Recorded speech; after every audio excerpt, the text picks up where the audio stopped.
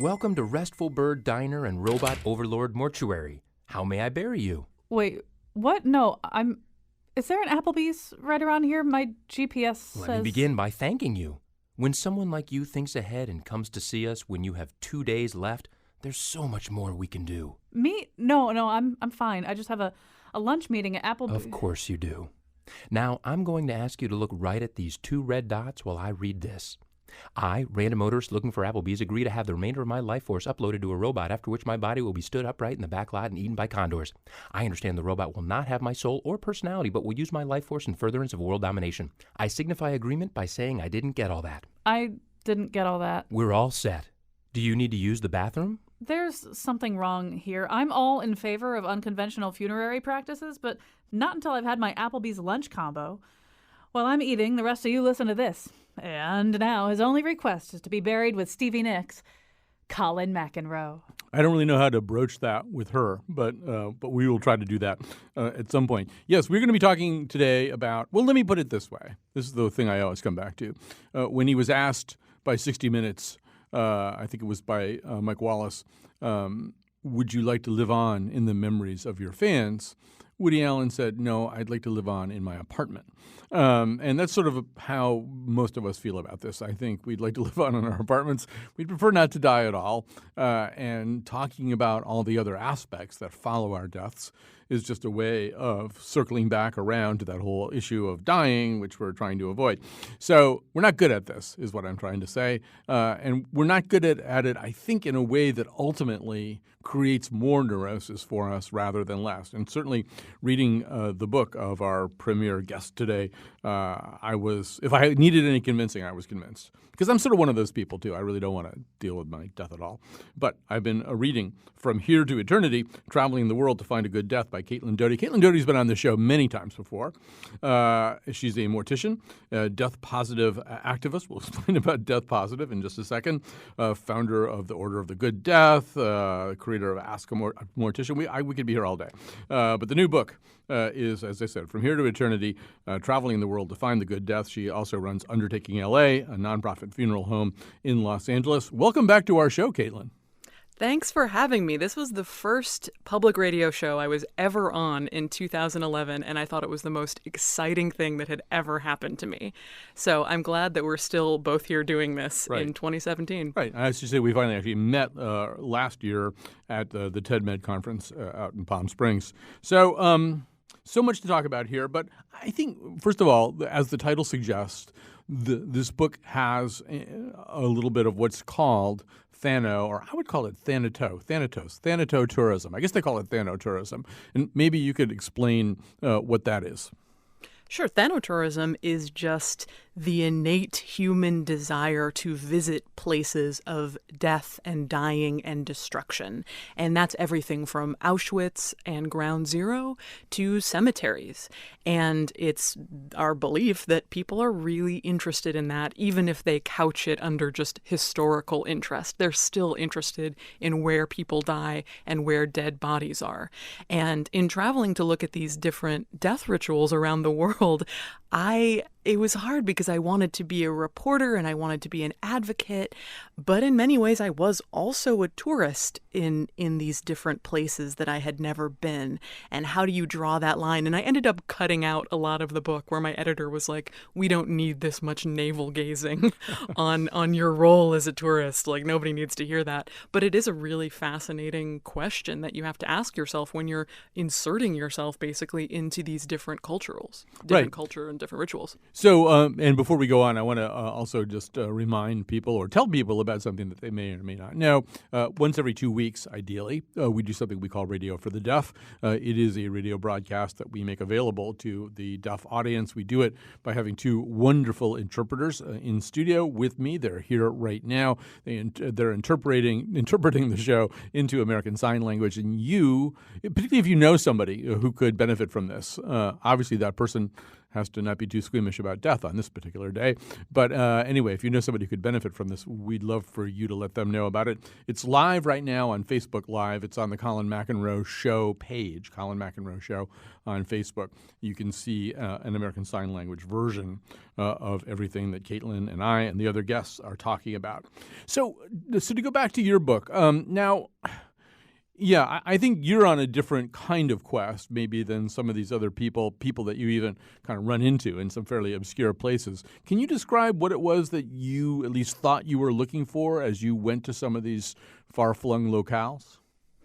Well, it started with the idea. So I wrote my first book a couple of years ago, and I got this sense from people who were commenting on it that they really felt like people in other cultures, even though they were interested in other cultures, and even if you're liberal and open-minded, that other death rituals were gross or barbaric or disrespectful. And why don't you just let the corpses rest in peace? Why are you mummifying the corpses or leaving them out for vultures? I can't imagine.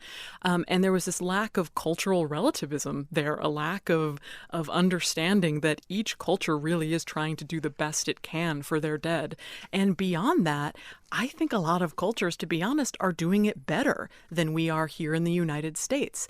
And I wouldn't feel comfortable taking apart the death rituals of another culture. But since I am an American funeral director, I'm licensed here in America, I own a funeral home in America within the American death system, I feel comfortable saying, I don't know that we do it the best here in America. I think we have a lot of problems with the way our industry is run. And if I can go around the world, maybe we can take some inspiration from what other cultures have managed to do.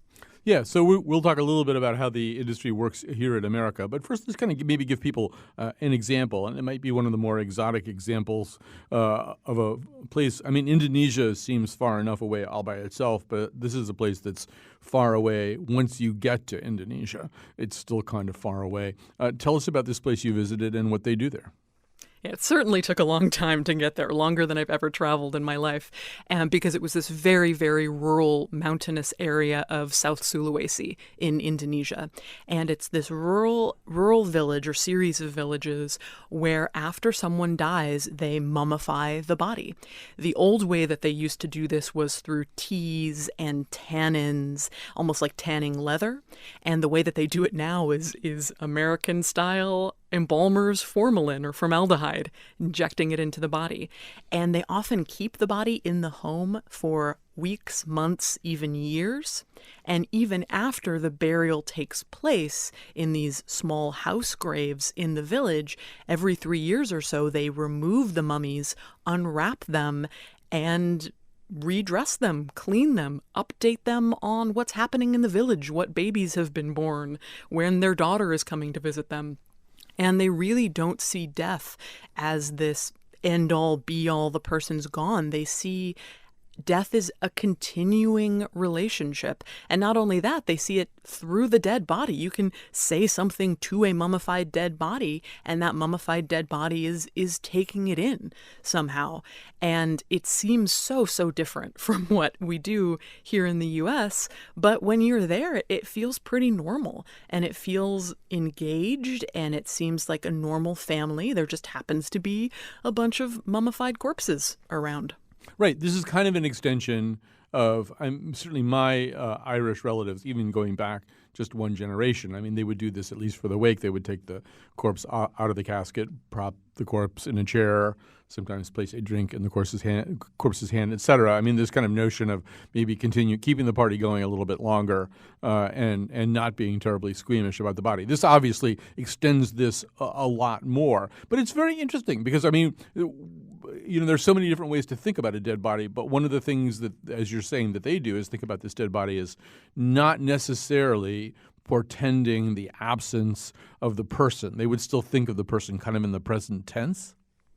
They do, yeah. And what's interesting is, from my understanding, it's after the person dies by medical definition, they stop breathing. By their definition, they're not even really medically dead. They just have a high fever, right, or they're very, very sick. And that's when you mummify them and you keep them in the home and you keep bringing them food and you keep cleaning them up and redressing them as the mummy slowly desiccates over time. And then when you've raised enough money for a funeral, when you can sacrifice a buffalo or a pig, that's when the soul is really carried on to the next place. But even after that, they can still inhabit the body, and you can still, they were saying things like, hey, these people brought you some cigarettes when this was the festival, when they're unwrapping the mummies. Hey, this person brought you some cigarettes, or we're going to take a family photo with you now, or your daughter's coming up from the capital city tomorrow. So they were still having these extended conversations. And what people often say is, isn't that delayed grief? Aren't they never getting over the death because they bring these mummies out? I didn't get the sense that every day they were engaged in grief. This was their moment to have grief. It's like Dias de los Muertos in Mexico. This is their time of the year where they really get to openly express their grief because grief doesn't go away, and it goes on for people for a lifetime a lot of times, and we don't acknowledge that very well in the United States. I totally get it, too. I mean, I'm an only child. Both of my parents are dead.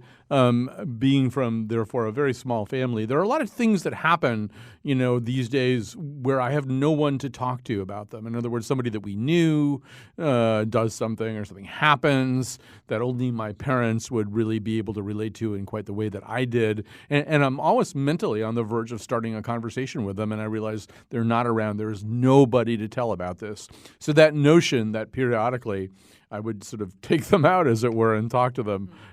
Caitlin, I totally understand that impulse. Yeah, and you want to gossip too. Right. When you find out something kind of scandalous about someone from your childhood, you're like, I have to talk to my mom. And what's interesting too, it's not even just the intellectual or emotional connection. People are also so interested in the physical remains. As a funeral director and someone who's really open about talking about dead bodies and having these conversations, people ask me all the time. They'll say, my mother died 12 years ago in Hartford, and she's in this kind of grave, and what does her body look like now? And they really genuinely want me to describe what mom's body would look like. And for the most part, I can't give a good answer because there are so many different environmental factors that, humidity and how sealed the body is and whether it was embalmed. So I can't give a perfect answer. But in this culture in Indonesia, they just bring mom right on out. And you can see her, and it's not a scandalous, salacious, like, oh, we're unwrapping a mummy. It's just unwrapping the mummy. There's mom. Hey, mom, how you doing? This is what you look like now. You're pretty well preserved still. And again, it's taking some of the morbidity or the macabreness out of it and just bringing it out into the sunlight and the light of day. So let's talk about the way that we do things in this country. Reading your book, I became more and more convinced that we actually deprive ourselves of some of the comfort that might be available. But before we even plunge into this, we have to find out what Seinfeld thinks about it. When you're moving, your whole world becomes boxes. That's all you think about is boxes. Where are there boxes? You just wander down the street going in and out of stores. Are there boxes here? Have you seen any boxes? You could be at a funeral. Everyone's mourning, crying around, and you're looking at the casket. That's a nice box. Does anybody know where that guy got that box?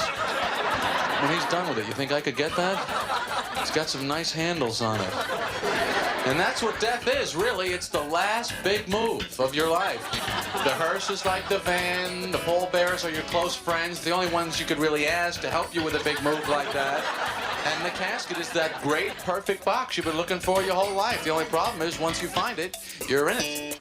All right. So it does seem as though, and one of the arguments that you make in your book, Caitlin, is that there are a lot of things that cultures used to do, and American culture used to do, that may strike us as, well, at least exciting, kind of a squeamish response from us now. But they were sort of the opposite, right? Washing the body, dealing with the body, all the things that we kind of hold at arm's length these days were and can still be, you say, kind of helpful to us as opposed to frightening.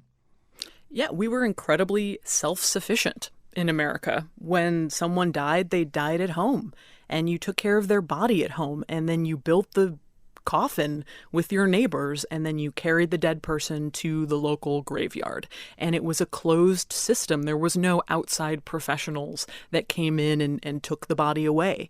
And that happened in the 20th century. So when we talk about the traditional funeral industry, I use that term because it makes sense and it conjures up what I want it to conjure up. But it's not really an accurate term because it's not tradition. It's really just a 20th century business model that is the funeral industry. That is, let us take the body away and sanitize it in this somewhat unknown, mysterious way behind the scenes, and then present it back to you for a wake.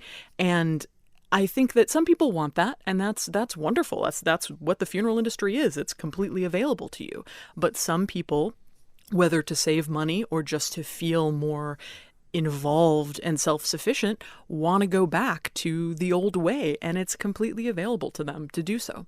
It seems, I mean, reading your book, and I'm also surrounded by a bunch of people who aren't typical of most of America, but it seemed like the more that we wanted something, the harder it was to get. And I'll give some examples from the book. But we can start with the first thing you read about is this couple in Colorado who've started this. I mean, I really can very easily be comfortable with the notion of my body ultimately being cremated. But I don't like that little conveyor belt thing going towards that little door and stuff like that. I mean, that I don't like that idea. I don't like that image very much as being kind of the last image anybody has of me. So explain what they've done out there. Yeah, you know what? I don't love it either. We offer cremations at my funeral home, and I hate that we have to bring the families back to a pretty industrial environment. Because in Los Angeles, where I cremate the dead, they really put the crematories at the edge of town. They're often kind of industrial environments, and it's just not in the big machine with the natural gas and the brick-lined chamber.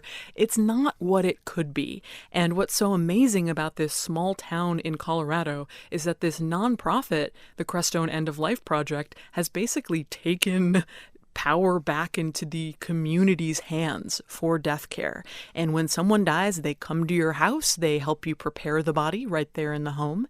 And then a couple days later, at dawn, they take your body out, or you take your own dead body out in a procession to this beautiful open-air cremation pyre under the 180-degree dome of the Colorado sky, and you set the person alight, and it's not grotesque. There's no arm coming out. It's pretty covered by the volunteers who know how to do this, but the smoke swirls up towards the sky, and you just feel like you are a part of something, a transition of a human from life to death.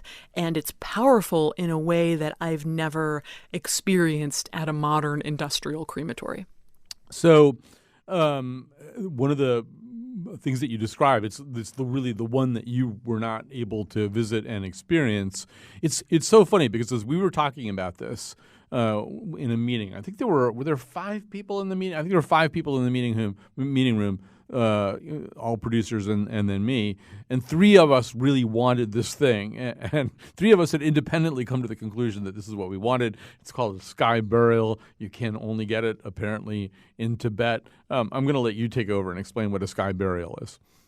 I want to talk to the other 2. I love this idea of all these public radio producers talking about how they want their corpse torn apart at the end of life. I think that's great.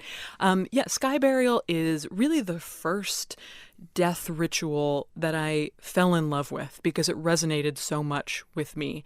And it's the idea, the Buddhist idea that once you're done with your body, it's not useful to you anymore, so why don't you give it over to be useful elsewhere? And in this particular environment, high in the mountains of Tibet, how that works is they cut up the body a little bit and put it out, and vultures, big, huge, 9-foot wingspan vultures, come down and eat the body and take it back up to the sky. And that resonated with me so much because I don't eat animals now for the most part, but I have eaten a ton of animals throughout my life, and I believe they should have their turn with me when I die. And this is a ritual that really gets to that. And I think it's such a immense contrast to our American funeral industry, which is let's take the body, let's chemically preserve it, let's put it in a big sealed metal casket, and then put that sealed metal casket in a concrete vault beneath the ground so not even a worm can get to my body. Nothing can get to my body. It's that sealed up. And the complete opposite of that is laid out to actually let nature consume you. And so I think that's the farthest away, really, from what we do in America, and it's the one that most appeals to me. Right. Well, to us too. All right. So I first read about it. I think it's the end. There's the Don DeLillo novel. I think it's called Running Dog that ends with that, with one of the characters dying that way. And the first time I ever read about it in that novel, I thought, oh, that's perfect. That's the way to go. All right. Well, it turns out we can't do it. Even if a lot of things change, we probably won't get to do that one. Yet, Colin. Yeah. There's time to dream. All right. We're going to take a little break here. We'll have a lot more of Caitlin and some other guests that you're going to meet after this. Give me that good death, 'cause I've called it willingly. Just give me the good death.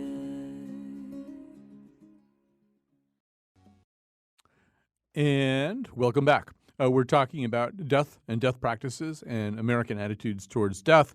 We're doing that with Caitlin Doughty, as we have in the past, mortician, death-positive activist, and author of, among other things, From Here to Eternity, Traveling the World to Find the Good Death. She also runs Undertaking LA, a nonprofit funeral home in Los Angeles. You're about to meet another guest. That is Joanna Ebenstein, who I forgot to click in during the break. There she is there. And she's a designer, a founder of Morbid Anatomy, and the author of Death, a Graveside Companion. But before we get to Joanna, Caitlin, maybe we should define our term here, because we're using this term death positive. It also applies to Joanna's philosophy and her activities. What do we mean by death positive?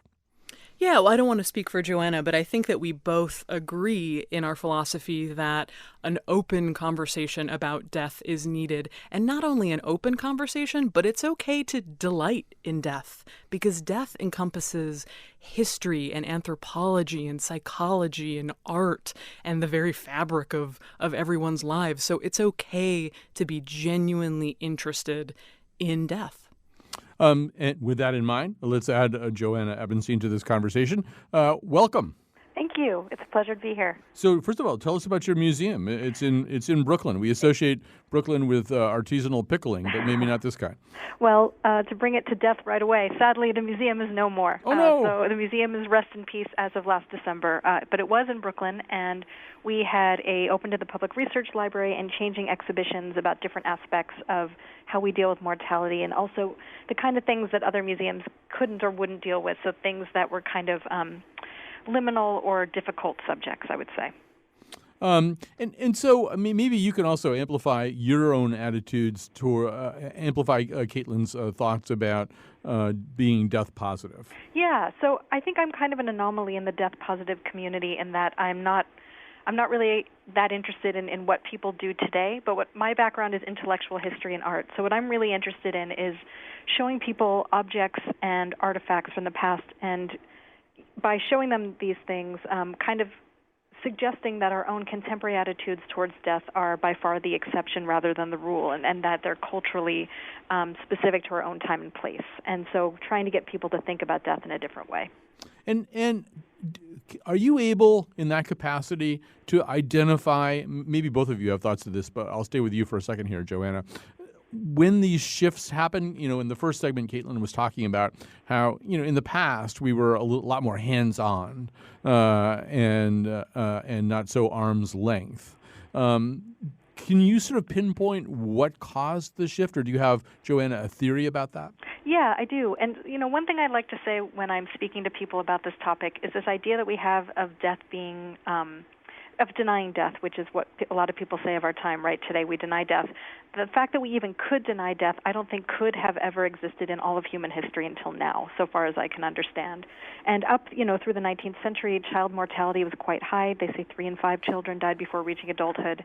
People butchered their own animals. Life expectancy was much shorter, and people had horses. So death was much it wasn't exotic and other. It was just a part of everyday life. And I think, this idea that we have a sense today in, I would say today in kind of urban cultures, urban Western cultures, of being so distanced from death, and I think it's a larger part of being distanced from nature. So I see that change kind of happening in the late 19th and early 20th century, and at this time, life expectancy grows, hygiene improves, surgical techniques improve, and also people start dying in the hospital instead of the home. There's kind of a shift in where it happens. Bodies are no longer laid out, and I'm sure Caitlin already talked about this whole concept that as the funeral industry kind of comes in and the funeral parlor replaces the home parlor, they start to call the home parlor the living room. So this real shift from the idea of the dead having a place in the home to the dead having a place in some professional space off-site where things kind of happen quietly behind closed doors. Caitlin, I was talking before the news about the fact that when my father died, we as a family went to visit him in the funeral home, and the casket was open, and there was just this little moment where we could say or do whatever we wanted to do. And my son was 8, I think, at the time, and far more innocent than we were. And I mean, he wanted to put a couple of toys into the casket for his grandfather to have, and he had written a little note that he tucked in there. But he was also looking at him, and of course he had all been kind of prepared and made up, and he was sort of saying, "Wow, it just doesn't look like Bob." He called his grandfather Bob, and then he did this thing which made us startle a little bit. He just took his finger and poked my father's face, which was a completely natural impulse for a little boy. But I suddenly realized, Caitlin, that I had all these pent-up attitudes about dead bodies that were some weird combination of both the sacrosanct and the profane, that I saw it as a thing that you shouldn't touch. Caitlin, maybe you can talk a little bit about that. Well, first of all, that's your exact experience is the experience that I hear over and over and over again. And I think you said it perfectly. You walked by the casket and you had this little moment with him. And it doesn't need to be a little moment. You can have as much time. He could have sat there if the body was at home, for instance, and it hadn't been embalmed. He could have sat there poking Grandpa's face until the cows came home and really having that kind of experience. And that's what I think is primarily missing from the modern funeral industry, is it shouldn't be a situation where you file past the casket and get one poke and then have to move on. That's your dead body. He was your dead body, and you deserved as much time or engagement with him as you wanted or your son wanted. Right. And so I think you mentioned a place, Japan, which is very good, a culture that's very good at, among other things, putting things in skyscrapers with a lot of electronics and lights. Although they do this, I think it was the Japan thing, Caitlin, where you really could have this, there was a room where you could stay there as long as you wanted. Yeah, it's a corpse hotel. It's called Lastel, which literally means last hotel that you'll ever stay at. And the idea is that you can, while you're waiting for the cremation to take place, at any time of day or night, you can come in and there's a room that the body just slides right in its casket, and you can sit and take as much time as you want with the body. There's even a condo in there that family can come from out of town and all stay together with the body in the room. And I wanted one. I was so jealous. I wish we had one of those in major cities like New York and Los Angeles here in the U.S. So, Joanna, another thing that I do remember from those days when my father died was that when we went to the cemetery, there was a little mini service around the casket, and then it was sort of over, and people started to get into their cars, and my son said, well, aren't they going to put it in the ground? And one of the people there, one of the undertakers said, well, most people don't like to see that. And my son said, I don't believe this. And so everybody left, and he and I stayed, and he got to kind of turn the crank, or there was some kind of crank where you lower the thing in the ground. That he wanted that. And I know, Joanna, you feel this way too, that children and you as a child had this kind of natural fascination. Yeah, I think it's really adults that are much more troubled by this than children. I think, at least for me and for the kids that I knew, death is just one of those things in the world that's fascinating and interesting, just like everything else. And so when I was a kid, I was very lucky in that I had parents who encouraged my outlook. And so my father, who I think secretly wanted a boy and not a girl, bought formaldehyde for me. And so when I found dead birds or when my pet lizard would die, he'd put them in formaldehyde. And so I had them all in my bedroom. And at the same time, I think a lot of people think of that as macabre and grotesque, and also maybe it suggests that I'm, a hater of animals or want to see them dead. But on the contrary, like I was spending time, if I found a hurt baby bird, I would try to nurse it back to health. I was very, very, I loved animals dead and I loved them alive, and I didn't see a disparity between those two things. All right, we've got a call. I didn't even give out the phone number, but we've got a call from Michael in Wolcott. People do have questions about this kind of thing. Hi, Michael, you're on the air. I can't guarantee we can answer your question, but probably if anybody could, these two guests could. Excellent. Well, long-time listener, first-time caller, really enjoying the show. I'm calling because it's kind of timely. My wife and I were just talking about preparations for end of life, things like that, and I was saying how, any funeral that I've ever been to just does not appeal to me. The cremation, witnessing the body, all these things, it just does not appeal. Mm-hmm. But I read about this woman who was wealthy and got buried in her Ferrari, her favorite Ferrari, and another gentleman who got buried in his favorite car. I forgot what kind it was. It wasn't anything super fantastic, but it was to him. And I said, how do I do that? That sounds interesting to me. Put me, in my favorite car, put me in a suit, throw my guitar in the back seat, and lower me in the ground, and that sounds great to me. Well, so Caitlin, you operate out of Los Angeles, which is full of, has a lot of people who do have means, as they say, and also not unknown for eccentricities. So how about this car burial thing?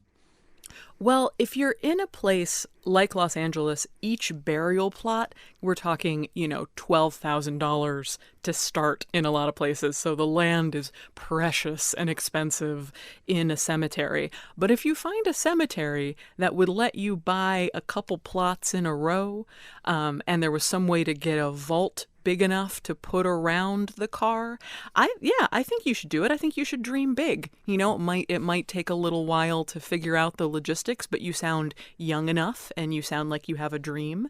And, I don't know, maybe if you didn't embalm your body, maybe it would still count as a natural burial if you just decomposed inside your favorite car.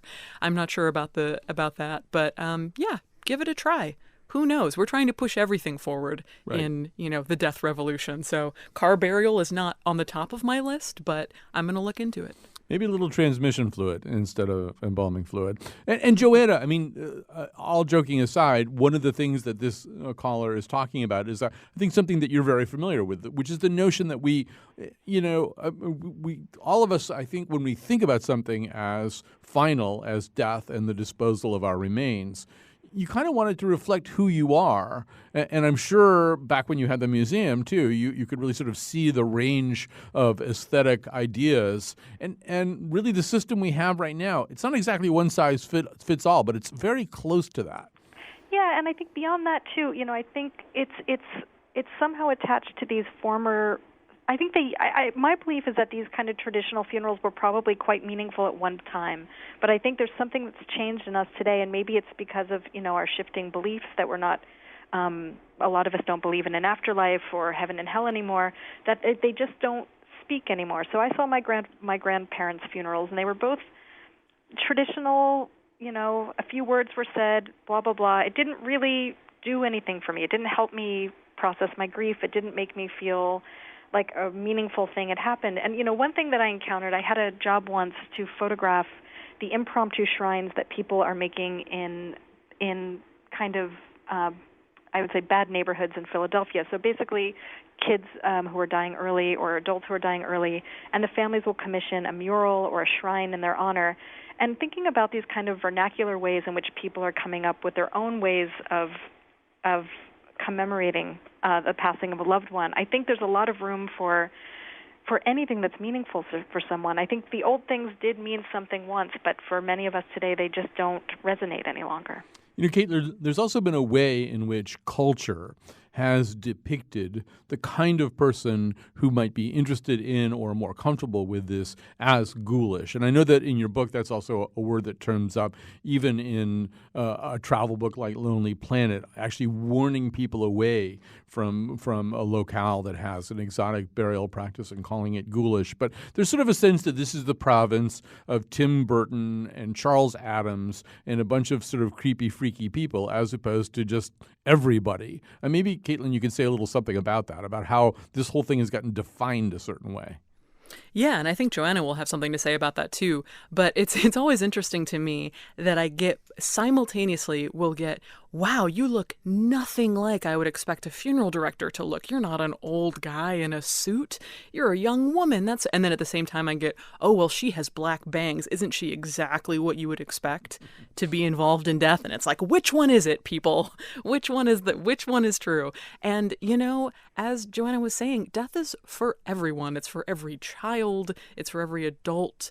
It's for every thanotourist. We all have this innate desire for death. And part of death positivity and part of Morbid Anatomy's work is to understand that and to welcome everyone in and say you don't have to look a certain way or be a certain way. You're probably a human and you're thus interested in death by default. So come on in, be more comfortable with it, learn more about it. Joanna, were we ever culturally more comfortable with death as a spectacle? I mean, now it's kind of like, the joke of Harold and Maude is that, Harold is really, really interested in death in a way that most of us aren't comfortable with. And so there's something funny and comical about him. Was it a little bit more of a mass phenomenon at any time in our history? Yeah, I think actually every single time in our history except now is how I look at it. And that's part of what I'm trying to show in this new book as well. It's all of these images from basically prehistory to contemporary times showing different ways that we've imagined death in imagery and in artifacts over time. But I would say when you look even at the 19th century, in the 19th century you could go to Paris, and in all the guidebooks, one of the things they would recommend going to is the Paris morgue. And this is where bodies would be laid out ostensibly to be identified, bodies that were unclaimed. But it was a huge tourist attraction. Vendors would set up, they'd sell books, they'd sell snacks. People used to go to executions. Medical museums were very popular, even on the fairgrounds. So this idea that death is not something we should look at or enjoy, as Caitlin was so rightly saying, there is a fascination, an innate human fascination with death, and I think it doesn't go away. I would say it still does exist. It's just kind of been pushed down into different kind of subcultural areas like film and video games and things like that. Well, yeah, it sort of gets Joanna kind of ghettoized that way, though. It turns into, once again, this thing that's sort of freaky as opposed to, as Caitlin says, for everyone. Yeah, and I think this thing that we should be ashamed of, and I think that's really, to me, that's the hardest part of it all. And so, one thing that I wouldn't say radicalized me, but got me more interested in death was when my grandmother, when she lost her husband, so they'd been together since they were 19, and she would say to me, I'm ready to die. I just want to die, and there's no one I can tell that to except for you. And I just remember thinking, what kind of a world do we live in where just about the most important and meaningful and emotional sentiment you could share with another human has become taboo? And there's just something, I think, really, dare I say, morbid about a culture that demonizes talking about the thing that makes us human, the thing that each of us is going to have to go through, that every single person who's ever lived has done, and we will too. There's just something very perverse about it, I think. All right, we've been talking to Joanna Ebenstein, designer, founder of Morbid Anatomy, and author of Death, A Graveside Companion. We're going to take a break here. We'll have more of Caitlin for a little while anyway. A lot of people calling up.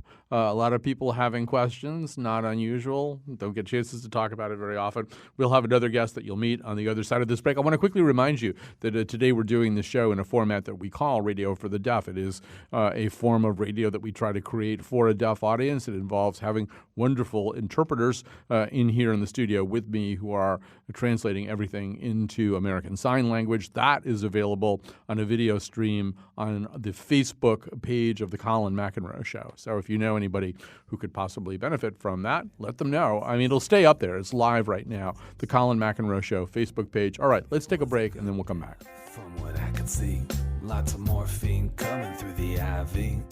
I held her hand and it felt like snow. No pain, she said, and she seemed to know how to melt away when it's time to go.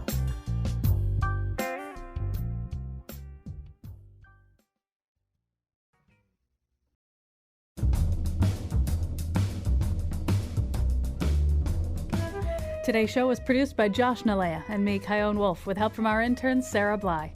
Amanda Fish will be buried at sea. The part of Bill Curry was played by Jonathan Winters. On tomorrow's show, Jim Chapdelain's Ragnarok End of Time Holiday Special. And now, back to Colin. Some people, they want you to do things when they die with their Like, I want you to take my ashes and sprinkle. F*** you, I'm not doing none of that. You're dead. I'm not going to run errands for you after you're dead. Some people try to do something, noble with their bodies. They try to have their bodies have some use after they're dead, which I think is a good thought. If your body's worth anything when you're done with it, you should pass it on. That's something I really believe. I mean, I'm not going to do it because I don't want you. It's mine. I don't. But some people take their body. My grandma, she gave her body to a medical school, which is a good thought for that. But, they're her survivors, or her family. That was a person. That was my grandmother. She used to wear glasses and say things. And now she's just shaved head on a metal table with a hungover medical student trying to dig out her pancreas, and he gets an F.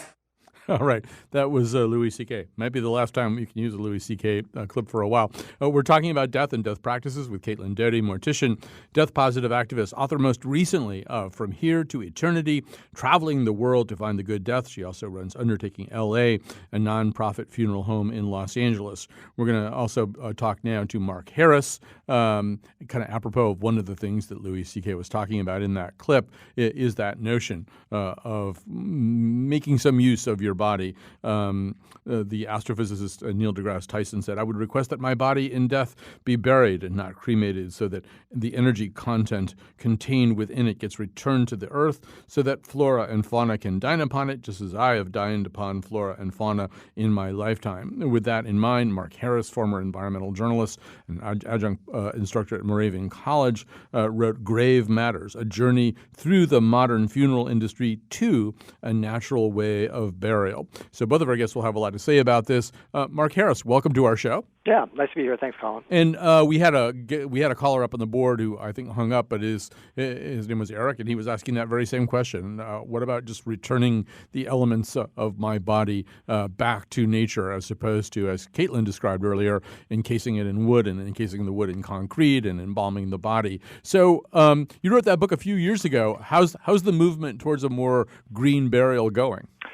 I think it's going very well. I mean, when you look at the natural burial movement, such as it was when I first started, we were looking at, a couple of natural cemeteries when I was doing my research back in the early 2000s, and now we're looking at 200 natural cemeteries. There's a growing group of women, for the most part, who are traveling in the country, giving workshops on how to care for our own deceased, like our forebears used to do. There are more funeral homes that are offering green burial goods and services, biodegradable caskets, refrigeration in lieu of embalming. And, you look at the surveys. So when I first wrote the book, basically 20% of those surveyed by AARP said they liked the idea of green burial. More recent survey a couple of years ago found that 65% of those who are 40 years and older liked the idea, were interested in green funeral options. That's a jump of 20% from the same poll 5 years earlier. So I think when I first started, this was an idea waiting to happen, and now it's happening. Mark, what are the problems, or what are the barriers maybe to it? Is that it's, I don't want to demonize funeral directors, because there's a lot of very nice funeral directors in the world. Right. One of them's on my show today. But there it's also a lucrative field, and it gets less lucrative if you're doing less to and with the body. That is true, and I think at least initially when I was going around speaking, funeral directors were often in the crowd, and they were not happy with this emerging movement that was going to, hit their bottom line. But I've since made the argument that many, at least anecdotally, I found that many of the people who've come to green burial are ones who are looking at cremation. And honestly, funeral directors don't make that much money on cremation as opposed to the full-blown modern affair with the casket and the embalming and the laying out and such. And I've made the argument, the economic argument, that green burial at least gets funeral directors back in the game, where they can supply a green casket. They can have a body in refrigeration in their storage facilities. They can engage the family in some sort of service, sometimes in the funeral home itself. So I don't think necessarily green burial means a loss to the funeral director's bottom line. Certainly not as lucrative as the full-blown affair, but certainly better than cremation. Caitlin, I know you have to go pretty soon, so just very quickly. For people who aren't in a position to get torn apart by vultures or go to Indonesia. This is something that it seems is a much simpler option, but very appealing to people. Maybe you can talk a little bit about how you see it right now. It is, and it really is what we offer at my funeral home because we're not able to offer the vulture package. So we offer the green burial package, and we offer it out in Joshua Tree, which is the desert. It's wild. It's still as it was 100 years ago. And for people in Southern California, especially, that kind of desert landscape has this haunting appeal to them. So they really do feel like they're going back into the land that they're from. And it's really beautiful. Going out there is just a beautiful experience. We take the body out, we hand carry it to the grave, we set it on some simple boards and then hand lower it into the grave, and the family can put the dirt and the sand back on to the body, and you just feel involved. And it's a powerful experience. So beyond the financial savings, which are there in most cases, it's also just a powerful experience and one that can bring us back to 100, 150 years ago.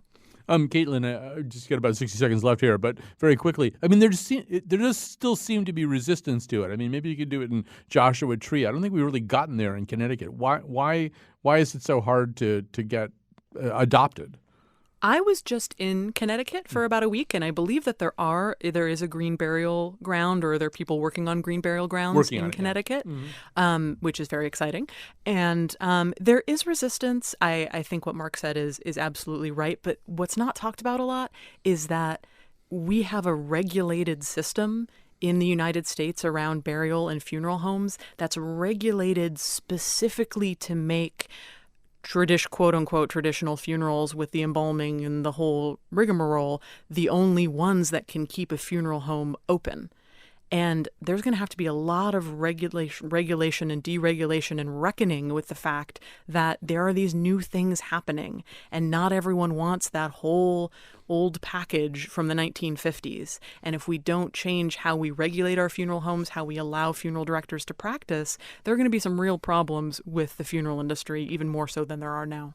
All right. Caitlin, we're going to let you go. Caitlin Doty, her new book is From Here to Eternity, Traveling the World to Find the Good Death. I found it a very healing experience to read it. So thanks. Great to have you back on the show today. We've got just a couple more minutes left here with Mark Harris. So, Mark, as you looked at this movement towards the green burial, and let me just say that there is a group called Connecticut Green Burial Grounds.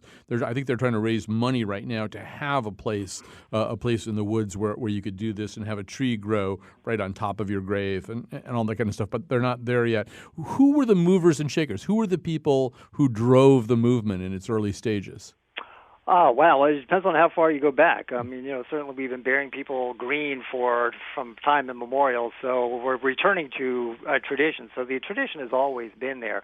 I'd say the more modern manifestation of this happened, say, with the start of Ramsey Creek Preserve, the first modern national cemetery in the United States, which opened in 1998.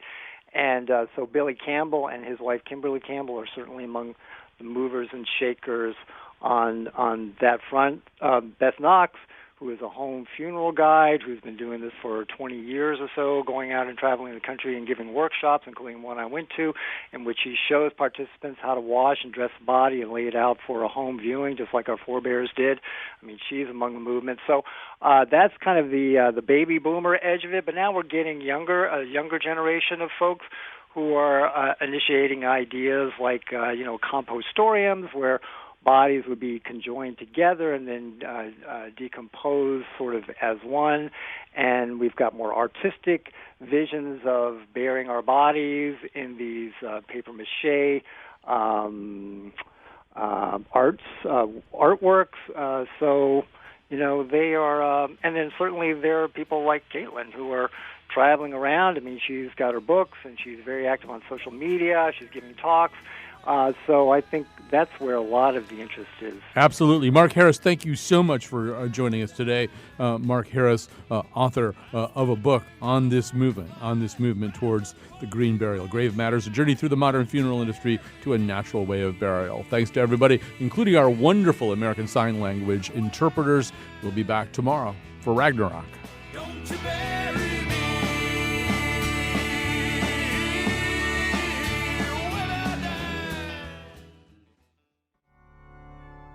Oh my gosh, that casket they put David in, it's huge, like the size of a school bus. We welcome you to the funeral services for David. Today we celebrate his life and mourn the loss of his battle with claustrophobia.